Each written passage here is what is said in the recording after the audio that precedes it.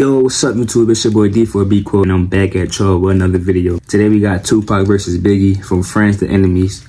Basically explain how they became friends and then they became enemies, you know, due to the West Coast, East Coast beef, you feel me? But we ain't gonna do too much talking. Oh, before the video starts, make sure y'all like, comment, and subscribe, and smash that like button, smash that share button, and smash that subscribe button, man. We wanna roll to 200, y'all. Let's get it. Biggie Smalls and Tupac had so much power in the industry that the East and West Coast went to war over their beef.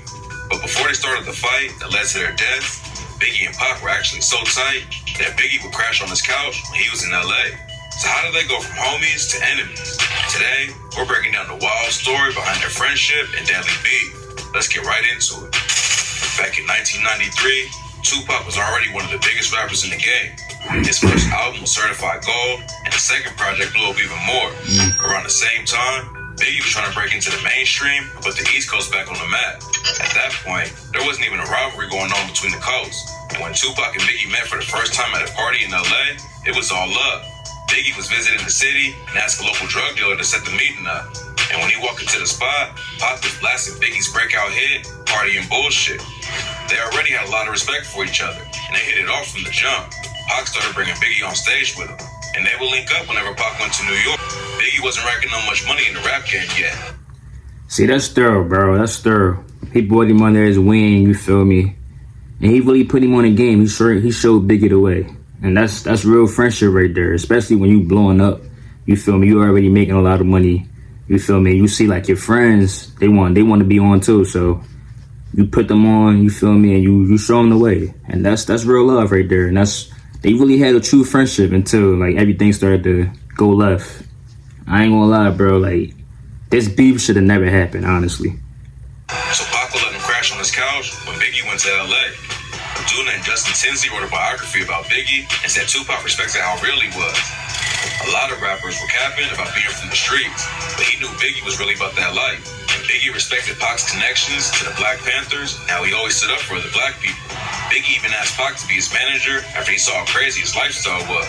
Pac was rocking Rolexes and staying in 5-star hotels, while Biggie was still trying to stack it up. Pac taking Biggie under his wing like that would have changed the entire rap game. No But he cap. turned him down and told Biggie that Diddy will make you a star. No cap. Pac allegedly asked Biggie to See, join. bro, he said he wanted to be his manager. He wanted Tupac to be his manager, right? But at the same time, I'm not a music producer. You feel me? So you already got Diddy trying to sign you. You already got Diddy trying to sign you, bro. Just go work with him. You feel me? We gonna keep in touch. We can do some music together and all that. But I can't be a manager, bro. True friendship, man. True friendship. Thug-like. But Biggie True decided friendship to do right his own there. thing, started Junior Mafia with Lil Cease and Lil Kim instead. Even though they didn't have any official deals together, Biggie and Pac still linked up in the studio and recorded tracks like Running from the Police and House of Pain. In September 1994, Biggie dropped his debut album, Ready to Die, and was on his way to the top. Him and Tupac should have been taking over the game together. But just a month later, Pac got shot in New York, and it set off a chain reaction that led to an all-out war between him and Biggie. According to reports, Pac and Biggie were both supposed to be working with a rapper named Lil Sean.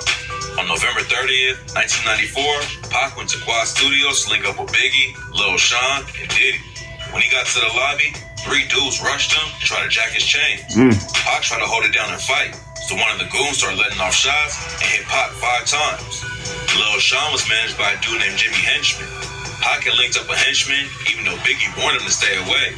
And Henchman is allegedly the one who set Pac up. A dude named Dexter Isaac. But that's what I'm saying though, right? You brought me around these people and I get shot. How you think I'm gonna look at you, bro? Even though you told me to stay away from them, bro, but at the same time, you brought me around these people and they making me money. So of course, you feel me? The money is evil. Money is an evil thing, bro. But even though you brought me around these people, you feel me? And I get shot, I get set up, I get robbed, I get my jewelry taken and all that, I get money taken. How you think I'm gonna look at you, bro? Come on, man. Biggie, I don't know if he had something to do with it. But that's how Tupac look at it, bro. Especially when you got a lot of stuff going on already. Henchman paid him $2,500 to rob Tupac that night. Tupac allegedly already thought Biggie and Diddy might have set him up, but before anything could pop off, he was sentenced to 18 months to 4.5 years on sexual abuse charge. And he got locked up. After he got booked, you feel me? Biggie dropped the track "Who Shot Ya" and really sparked the beat. On the song, Biggie said, "Who shot you? Separate the weak from the obsolete. Hard to creep them Brooklyn streets. It's on call that bickering beat." Tupac and a lot of other people thought Biggie was taking shots at him over the shooting at Quad Studio. What would you think? Another line that caused issues was, "I switches all that. Sucker, G's up. One false move, get switched cheesed up. Clip to tech, respect, I demand it. Slip and break the 11th commandment. Thou shalt not with no see Papa. Fill 1,000 deaths when I drop you." The media and fans started running with the story that it was a diss against Pac, and Tupac thought the same thing. Biggie denied sending shots at Pac, and in an interview, he said, "The story just got completely switched around. Niggas saying I set him up, and I'm the one that got him shot. They're saying that my record, Who Shot You, is about him. Shit is crazy. Even if it wasn't aimed at." Because, bro, you dropped it at the wrong time. You dropped it right after he got shot and he got locked up. He heard that shit while he was in jail, bro. Of course it's gonna tick him off. They gonna think it's about him. You dropped it at the wrong time, bro. That's it. And even though it been recorded, you still dropped it at the wrong time. You can't do that. At the wrong time, bro? Come on. Thought it was disrespectful to drop Think the about track with everything else going on at the time. He said, "Been talking shit all while I was in jail. Even if it ain't about me, you should be like, I'm not putting it out because he might think it's about him." Then at the 1995 Source Awards, Suge Knight made the East vs. West Coast War official, and he got on stage, dissed Diddy in front of everyone. Questlove said He had to do was all there that, night though. and called it the day that hip-hop died. He said, "That was the day when Suge called out Puffy, and there were fights in the audience. I felt like a bomb was gonna detonate." A month after the Source Awards, a Death Row employee named Big Jake was shot and killed outside of a party in Atlanta.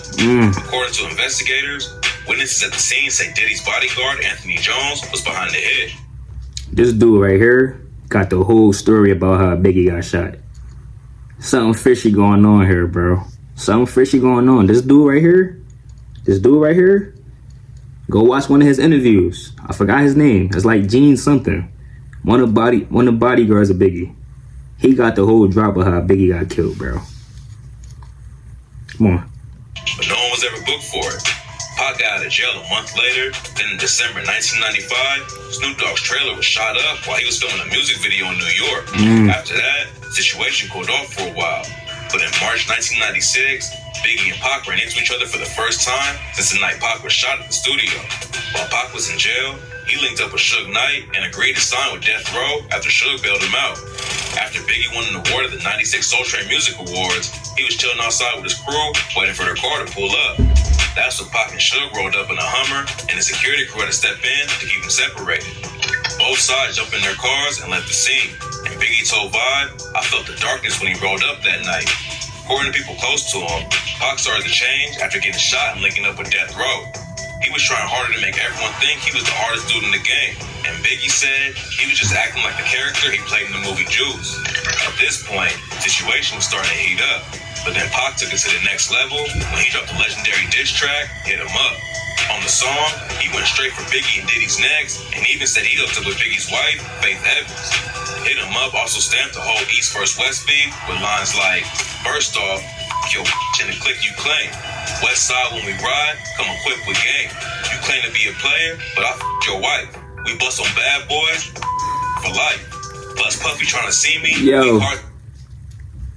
But bro, to get on a track like that and talk about somebody's wife, not even somebody, to get on a track like that and talk about your wife like that, bro, talk about how he fucked her and all that, how he had sex with her, whatever the case may be, and then you saying, fuck my gang and all that, bro, like, I'm going at you. But Biggie never responded. For some reason, bro, he never responded, bro. Cause for you to get on a song like that and talk about my people, bro, talk about how you did this and did that, that's disrespectful, bro. And Biggie never responded. That's crazy, bro. He never responded.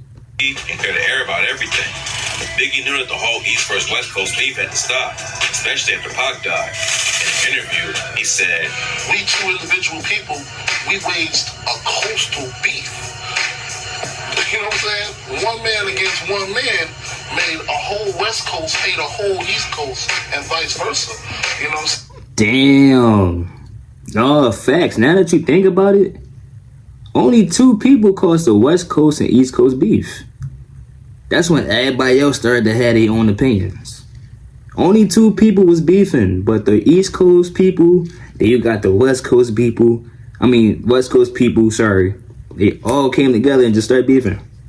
Like how? Oh, it's a beef between two people. It's the last thing Suge Knight would ever do.